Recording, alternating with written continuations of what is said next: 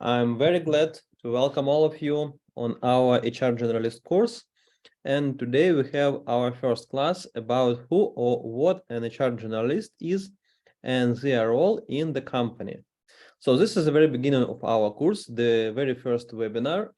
And today we will talk about what roles there are in HR, evolution of HR in a company, what an HR Generalist should and should not do, trends in HR work, talent management and the employee life cycle, HR Generalist soft skills, and how to become HR leader, not HR service. This course has its own website. This is a link to the website. And on this course, you will learn how to be HR Generalist, how to obtain this role. And this role is very important and very interesting, I would say. So just a second. Yeah, let's start. Let me introduce myself. Actually, my name is Mike Pritula, and I worked in these beautiful companies. I began at bank. The name of this bank currently is Sense Bank.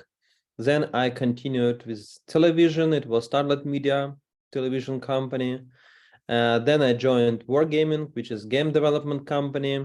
And then I worked for Preply and Ideals. Preply was a startup at the moment, and Ideals is IT company. And now I have my academy, Mike Pritula Academy, and I work with PeopleForce as HR advisor. And yeah, here is a list of best practices that I highly recommend you to follow and to read their researches, studies, to take their tools, and to base your work on that.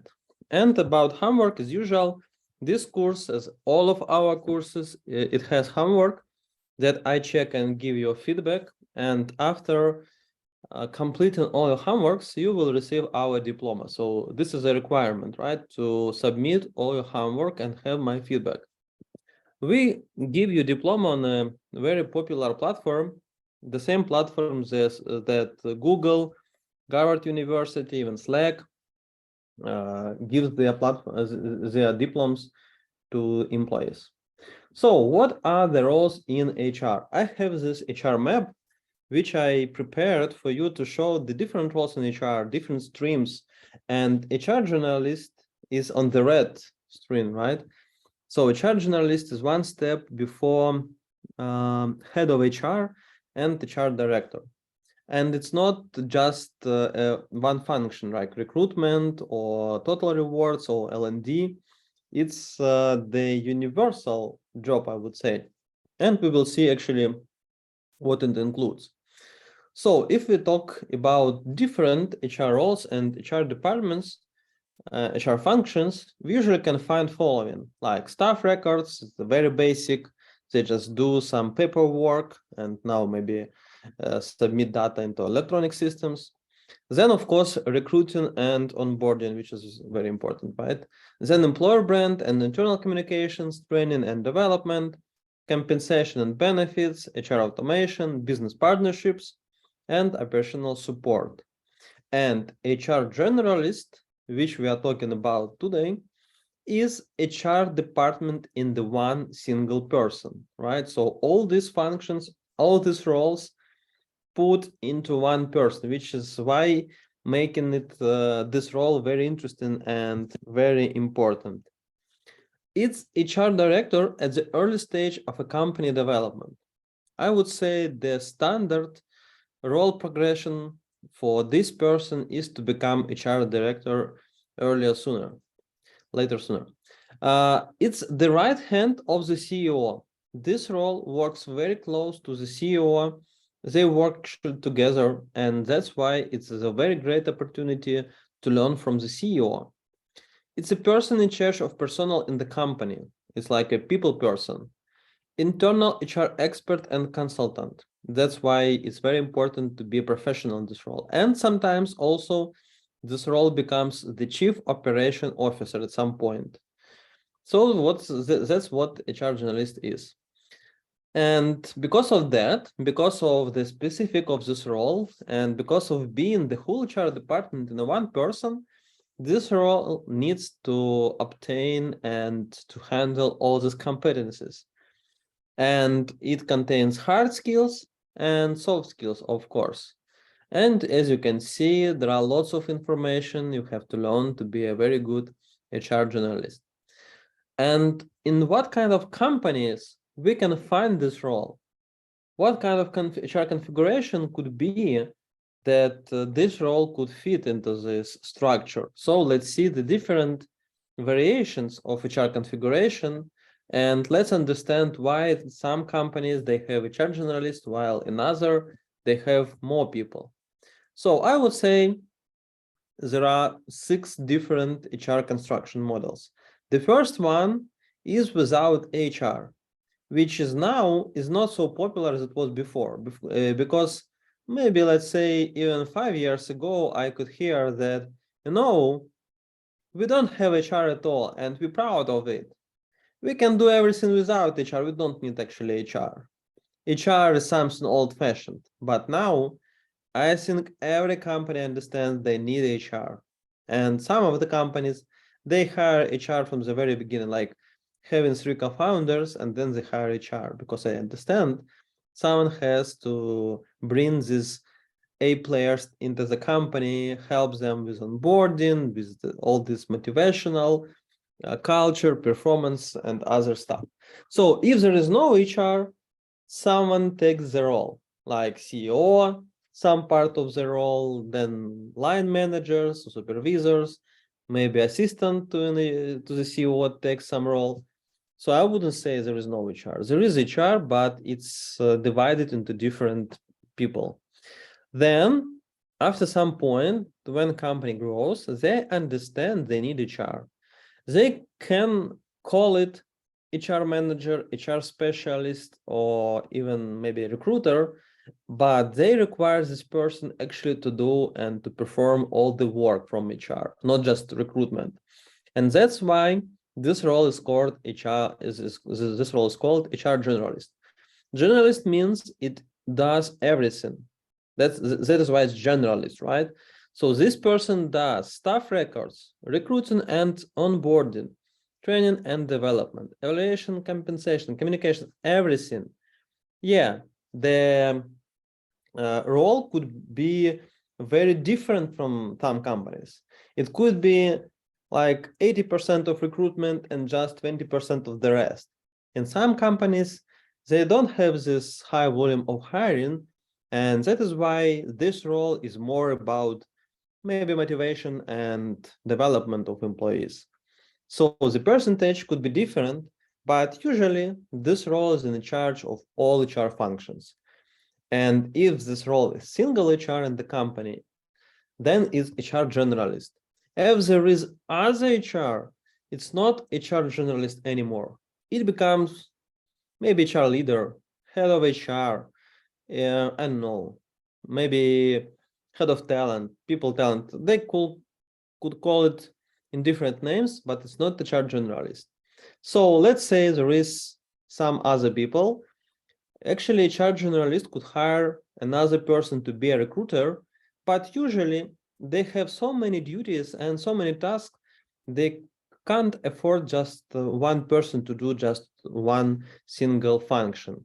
They require this person to do at least 2 or 3 functions. That's why I call this 3-in-1, which means that every people under the head of HR does several different functions, perform several different roles. I call it HR manager. Actually, HR manager could be a very, not a very, but a little bit disappointed, because we know that a manager is someone who manages something, right? So usually HR manager could be this person and then HR specialist. But nowadays, HR manager as a title, the job title, is so, how to say, is so inflated that a lot of more junior roles are called HR manager. That's why I put this name as HR manager under the head of HR. But it also could be HR specialist or even maybe other names. And it means that these 2 or maybe 1 or 3 or even more HR managers, they do several functions at the same time, like recruitment plus onboarding, compensation plus employee development, right? And then when the company grows and HR department grows, there is HR director and some functions, and every function has its own lead or head. And if there are some heads under the HR role, let's say, in that case, we can call this role director, HR director. So usually, director means you manage other managers. If there is no managers under this role, it's not a director. It's HR lead, head of HR, whatever you call it, but not a director. So director role means there are some heads under it.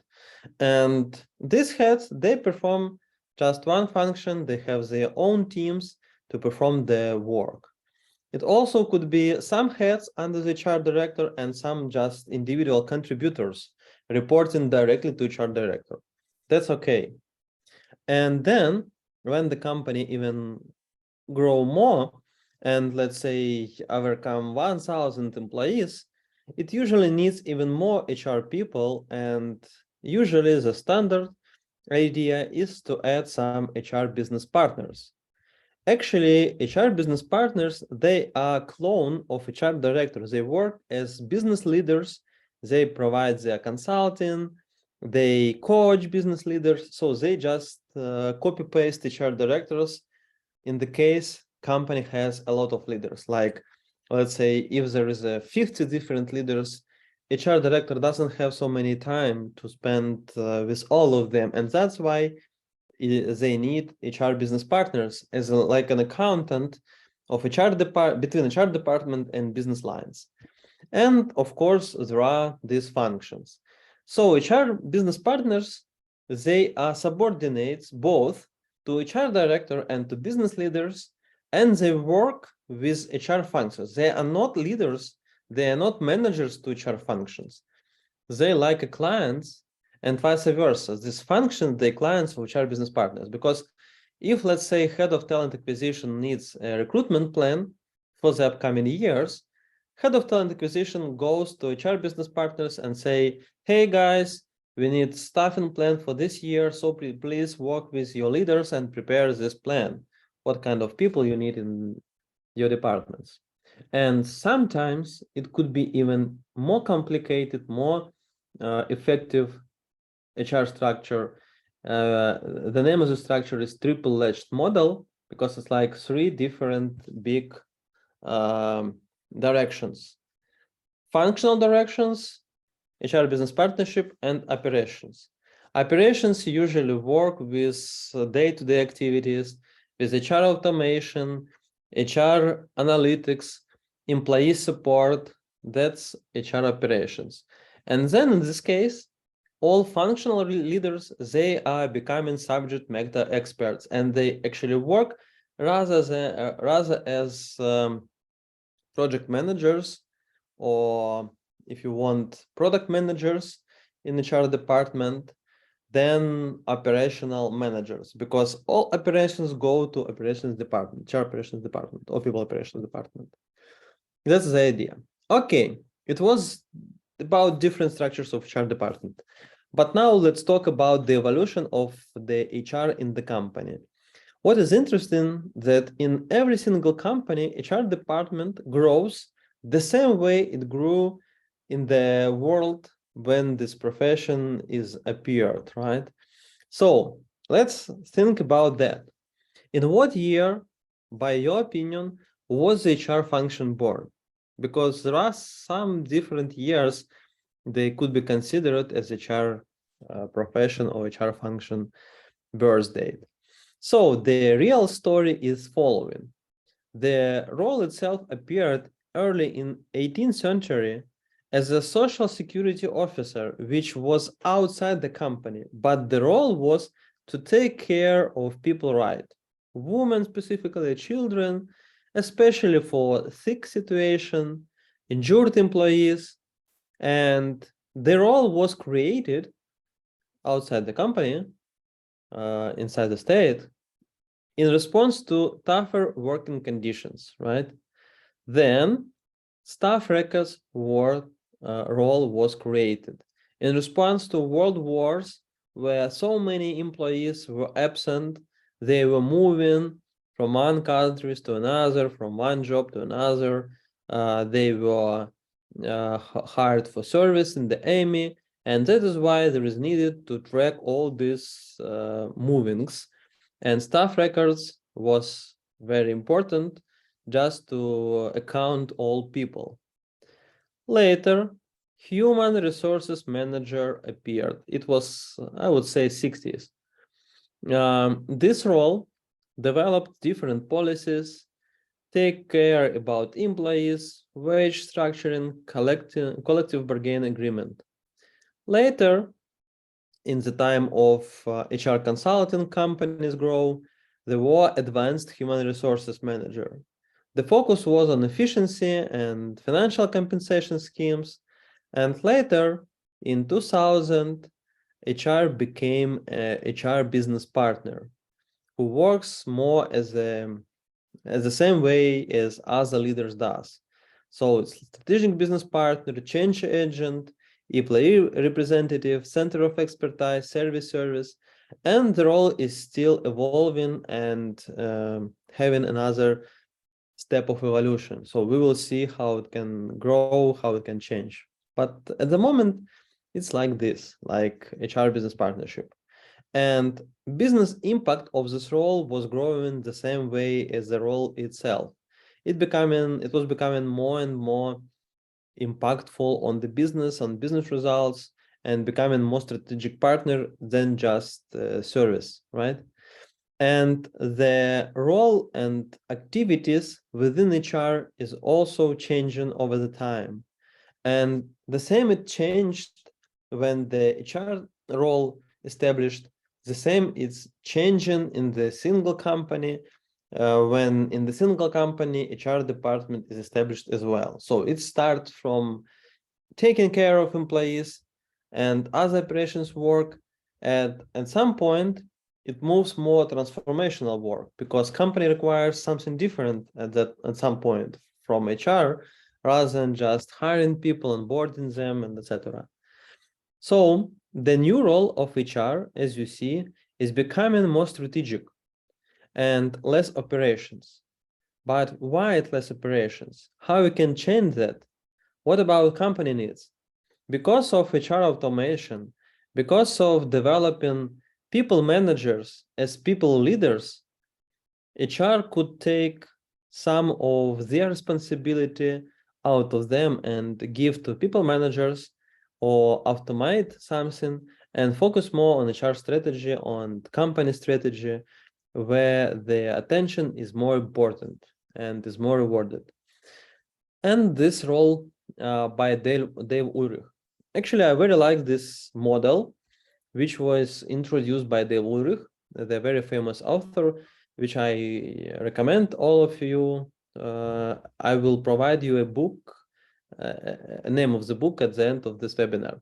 So, due to Dave Ulrich, there are 4 different roles in HR. Some of roles are connected to the future, while some of them are connected to the present, and the same for process and people. So in every company, we need 4 kinds of roles from HR. To be strategic partner, to help company to achieve a strategy. To be a change agent, to help company to change over the time. To be administrative expert, just to build and support HR processes. And to be an employee advocate, to help people to contribute at the best way they could perform, right? So these 4 different roles. And of course, talking about HR generalist, for HR generalists, they all perform all these 4 roles, which is very interesting. So how to become an HR leader, not an HR service, right? Because here, under this line, we usually perform as just service, but above the line, we perform as leaders. How we can become a leader? This is very important, right? Because I think no one of you want to be just a service. It's not so interesting. And to become a leader, you have to know more about business. that is why we are going to talk about some basic business tools, basic business understanding, business acumen on this course for you to help understand a little bit more business, not just HR side. But again, HR side is very important. So let's move on. What HR generalist should and should not do. Actually, talking about HR generalist, as we already know, it's the whole HR department and the one role. We could consider different competency models, right? And one of the very well-organized competency model is a CHRM competency model that describes the idea of HR professional, I would say ideally, right? It shows some soft skills, some hard skills, some pillars of working in HR. So let's take this competency model and dive deep into it. So first, people. As you can see, there are three big pillars: people, workplace, and organization. So let's start from them. People. What does it mean? It's about strategic planning, attracting and retaining employees, employee engagement, training and development, and compensation. And this is the structure of our course, right? Then organization. It's about structure of HR organization, organizational effectiveness and development, people management, employee relations, technology and information. And also we have this in our course. And then workplaces. HR in global context, diversity, risk management, corporate social responsibility, labor law. We are going to talk about this a little bit today, but later in the webinar. And what HR generalist must not engage in: office management. This is the role of office manager, right? Conducting meetings with employees instead of managers. The role could conduct these meetings, but not instead, but additionally to managers. Recruiting only, then it's just a recruiter. So don't call recruiters HR generalist if they do also only recruitment. Working with a manager calendar, it's assistant role. Running errands for team leaders, it's not the role, right? So soft skills for HR generalist. I would say soft skills are at the same level of importance as the hard skills, because usually a good employee, a good professional is a combination of hard skills and soft skills. What kind of soft skills does HR generalist need? Leadership and navigation, the same as HR director, because it's a single role, right? There is no HR director to help this role to lead. So its ability to guide and facilitate initiatives within the organization, supporting or change the organizational culture, work with other tops or top managers or C-level managers to develop the company's vision, mission, and strategy.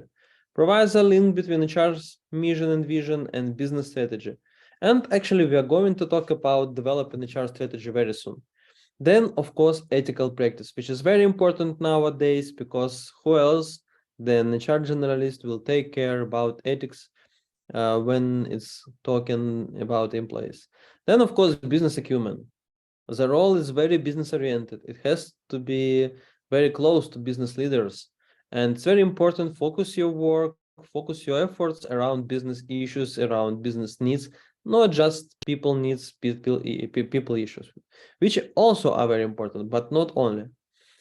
Then, of course, relationship management. The HR generalist role, kind of a glue in the company. It connects all dots, all people to work as a whole team. That is why relationship management is very important. But it's not only about internal relations. It's also about external relations with providers, service, and maybe outsourcers and other parties. Counseling. The role is supposed to counsel employees, leaders about any questions regarding people and HR. So the roles should be act as a coach for all these employees. Analytical aptitude. There is no only psychology in this role, which is very important, I think, because psychology is about people behavior, but also about hard numbers and figures and facts and statistics to make some decisions about employees. The gut feeling is very important, but analytics is not less important than that. So it's about also taking some decisions based on analytics. Global and cultural effectiveness. As we will see later today, the world is becoming more and more global. And that is why it's very important to be a global and cultural effective player. Then, of course, communications. It's a lot about communications. You have to communicate very well. You have to communicate in both ways, to employees, to the company, to the external audience, like candidates, like service providers, maybe some officials. Why not? Okay, it was about hard skills and soft skills. Now let's talk about trends in HR work. This role is changing, is emerging, is under the constant evolving, right? So we have to consider some trends and understand how they influence our role. So let's start from this. The one trend that was evolving over the time, and actually now it's just a culmination of it, is comfortable offices. Something that Google started maybe a decade ago, and then other companies just followed and copied, and that's good. Actually, I like to recommend all HR people and business leaders and business owners to think about the following idea. Imagine your employees wake up early in the morning in their comfortable bed and in their apartments. They see some interior, they see some furniture, some design things, right, in their apartment, and then they go to work. Think in terms of interior, in terms of how to say, in terms of emotions of employees, which one is more comfortable and looks better, their home or their work? If it's about their home, which looks better than their work, the question is why they should go to work. Emotionally, psychologically, they can to go to work to earn some money. It's logically. But internally, by emotions, they want to resist this, right? They can't be effective employees if emotionally they don't want to go to work. So the very basic idea actually for every company is to build the kind of office that a little bit, let's say a little bit more attractive than the home of their employees. Having different employees of different level of income in different countries means having maybe different offices. But if you want to hire top players, employees, maybe very well paid, then you have to think about your office very well. Otherwise, you will have dismotivated employees, which is very bad. Then, of course, hybrid workstations. We see how remote work is coming into our life, and it's for a long time. It's not just something for temporary, right? And we see how companies should adapt to it. And hybrid workstations, when you can mix effectively remote employees and in-office employees, is something you have to consider. Then, of course, remote work. Remote work is not a trend anymore. It's, I would say, it's our reality. It was a trend before the COVID-19, right? I would say even in 2018, it was a very trendy. Lots of companies, they were experimenting with that, but then they pushed to send employees to remote work. But being pushed doesn't mean being effective at remote work. A lot of companies, they are still not so effective in remote work. They are in an in-office job because they don't adapt their approach to remote people. They don't understand they need more tools, different culture, actually even different HR work. If you have remote employees, you lose personal touch, human touch with your people. From a lot of my network, a lot of my friends I hear, they actually just standard employees in different companies. I hear we are not more feeling our HR. It seems like HR disappeared when we went to remote. They don't help us. Okay, at least they don't disturb us. That's okay. But HR work is not about not disturbing people. HR work is about helping people to be more effective, to develop, to be motivated. So when someone says about us that they don't disturb me and that's okay, it's awful, right? So we have to rebuild HR to better serve remote work and remote employees. Then, of course, meta universes. So many companies, they experimenting with metaverses like Microsoft, like Meta company. They even changed the name from Facebook, right? Apple doing something. We are expecting virtual reality glasses from them soon. And actually, what is interesting, while we are talking about this like something in the future, something maybe awkward and weird, not something usual standard, our kids are actually already there. They have this Roblox stuff, they have this Minecraft stuff. Actually, I read an article, I think yesterday, about a girl that her mother communicated her in the Roblox game to ask her to cook some food, take out of the freezer, put into microwave oven. So the mother couldn't communicate to the daughter in the real life for some reason. So the mother joined the Roblox, met this daughter in some location, and chatted inside the game. It was easier than to communicate in the real life. Just real life. Just imagine about that. So the kids are already there, and for a very long time, because Minecraft, I think it's been here for some years. I don't even know when it was invented. Actually, my kids, they are playing with these games with their friends, actually, also with their classmates. And of course, augmented reality. So you may know Workplace from Meta, and they are developing this kind of another workplace, but in metaverse, which is very interesting. I think the one thing that, how to say, prevent us from using the metaverse is just a very big glasses that are not comfortable for wearing. But as soon as it changes with these tiny glasses, or maybe even Neuralink from Elon Musk, the whole things, the whole game will change, and we will be there. So it's a good idea to start thinking about that.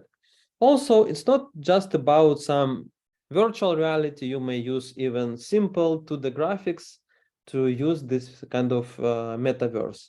Like Gather, this is a game, actually it's a company game. You may build your virtual office like Piper Sauda did in this game, right? No needed some glasses or something very difficult. So some pros of using metaverse. You can work anywhere, faster learning curve, better concern for employees' welfare, money saved on the office, and of course, better HR automation. How to prepare? Here I have some of ideas for you to test. And actually the main idea is you just need to test it with your teams. Maybe try another team building, run into one of these Roblox, Minecraft, So Wargazer, or similar.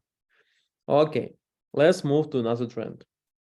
This trend I consider maybe as the most important because it's happening right now, which is very awkward and actually it's very awful, because we thought that this bad thing could just disappear after the world is becoming more developed and more human oriented, but it still happens. What I mean, like there were fires in Australia, I think it was 2018, when the whole world saw these awful pictures with animals being in the fire. It was so like it was a big disaster, right? And a lot of people, they just donate to the Australia to protect these animals. Then of course COVID, which were quite hard, damaging.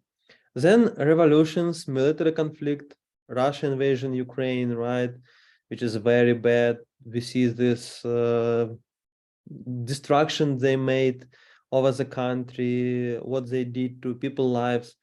It's actually awful.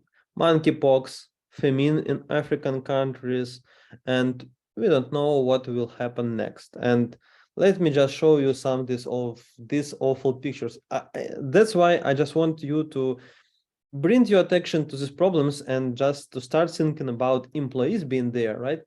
And how company could help, because it just at the moment, it's a companies that have to help their employees and their people. Not, you shouldn't expect from the government, because for the government they have so many problems. They have to take care about economy, about the whole nation, not just about single employees, right? So what to do? Recognize that it has become part of our HR life. Start using this pestle analysis to analyze your environment, predict developments, incorporate into your plans, and begin to focus company on sustainability goals. This is very important. So the pestle analysis that I'm mentioning here is just a standard tool when you prepare your HR strategy or business strategy. It's 6 different categories that you have to monitor and to consider what's happening there and how it influences your company and your HR work. So politics, economics, society, technologies, environment, and legislation. So just to pay attention to what's happening there. Like, let's take these technologies. You may know that ChatGPT is making a huge difference into the answering people's question and actually helping people.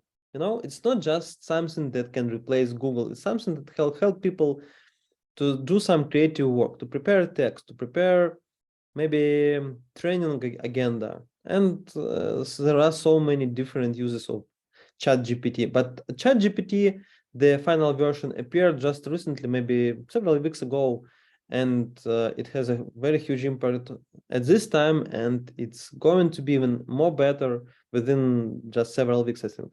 They're going to release another version. And this sustainable development goals, it's something that United Nations accepted, all countries from that, 17 goals that company now are incorporating in their strategy. So here I'm just showing you the example of one company taking some goals, not all of them, of course, it's very difficult. Usually the company takes maybe 2 or 3 goals, and they try to incorporate in their business and take responsibility of these goals as long as they can. Then, of course, shortage of experienced employees, how to close vacancies. It's very hard to hire well-trained and high-skilled employees. And the focus here is going to be on the ability to develop yourself. So the company is starting hiring people not with the right set of skills, but rather with the ability to educate and to learn. So consider what your company could do to address this issue. Maybe offer a sign-on bonus for all positions to attract the best. Maybe try to retain better employees through option pool and sabbatical programs. Focus on internal mobility and much more to do, right? Then, of course, employee retention and motivation. What's going on? Employee engagement is decreasing as soon as COVID appeared. So the idea was that number of engaged people was growing over the time for the last 10 years. And at the very beginning of COVID, it's starting decreasing, which is very bad, right? Because we would like to see people being engaged at work. What you could do? Apply a human-centered approach to personal management. Creative and effective employee onboarding process. Determine what motivates employee. Run pulse surveys to better understand your employee and build better communications. But most importantly is something that I call situational motivation. By situational motivation, I mean the ability of the company to understand what in this specific moment motivates people the best. Here's an example of EcoFlow. It's a big power bank that can provide the supply for your different gadgets and maybe even bigger equipment for some time. And it's something that company actually sent to their employees here in Ukraine during the blackouts for helping people not just to work better. When there is a blackout, you need somehow to recharge your laptop maybe, or to have a light in the room. But also, they are so powerful that you can connect television, freezer, maybe even teapot, right? So it was in time. Later, it could be something different. You know, when COVID started, lots of companies, they sent their employees healthy boxes with fresh foods, some sanitation, some, I don't know, something to show the care and to support employees. So it's very important to understand what currently motivates your employee the best and to take some actions, not to wait, not to do something very general. Then, of course, new wave of global migration. Migration is huge. You know, in 2020, it was 3.60% of the population migrating just in this year. So multiply this by 10 years, and you will understand that a third of the population is migrating within 10 years. And I don't want even calculate for 30 years, right? And actually migration is increasing very heavily, you know, and it's going to increase. And that is why world is becoming more and more global. This kind of situation, like Russia invasion Ukraine, made a lot of people to go to another countries. Like around, there are different forecasts, different statistics, from 6 up to 8 million people left Ukraine and joined different countries, and they actually worked there. Some of them returned, but it's what happened, right? And companies have to teach people how to actually be culturally diverse, how to work with these people. It's just one example, right? Because today it's Ukraine, tomorrow it could be any country. You don't know. And it's very important to make this cultural awareness and cultural diversion. So think about this, something actually that you can do to prepare your employees, right? And of course, payment revolution. You have to think how you compete not only with other companies within your country, but also you have to start thinking how your company could compete with other countries.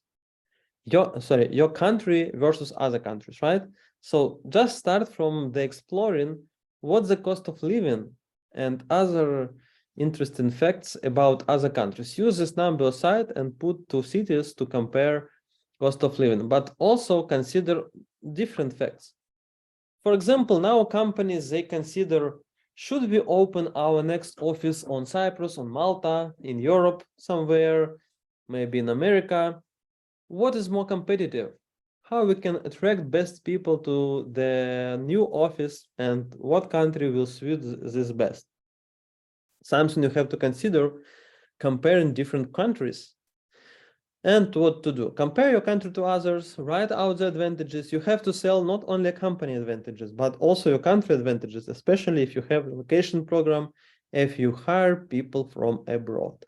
Here, I'm providing you some useful links to consider and to read. And here is a list of everything that HR Generalist does in the company. And actually, this is our program of this course. So just join our course and become better HR Generalist. I think you will enjoy this work, and it's a very good beginning if you want to become an HR director in the future. No matter what's your current role, I think this course is quite suitable. It's very general and yeah, and simple and effective. So HR Generalist does following: connects HR activities with the business needs, conducts HR audits, researches, and creates HR strategies, recruiting in the company and evaluation candidates, employee training and talent identification, motivating employee and total rewards, performance management and OKR, dealing with engagement and burnout, leadership development and HR partnership, corporate culture and communications management, change management and implementation of HR projects, builds people management in the company, automates HR, employee retention and turnover management, HR analytics, and employee experiments. Homework: evaluate your professional knowledge in these 15 major areas of HR in the company subjectively on a 10-point scale, and evaluate in all 15 areas what percentage of knowledge you currently use in your work. Here I'm recommending you two books to read, which one of by the Ulrich, and the second one Laszlo Bock. And today that's all. Thank you for your attention, and I'm waiting for homework, and see you soon. Just join our course, and we will work together all these webinars. That's all. Thank you. Bye bye. See you soon.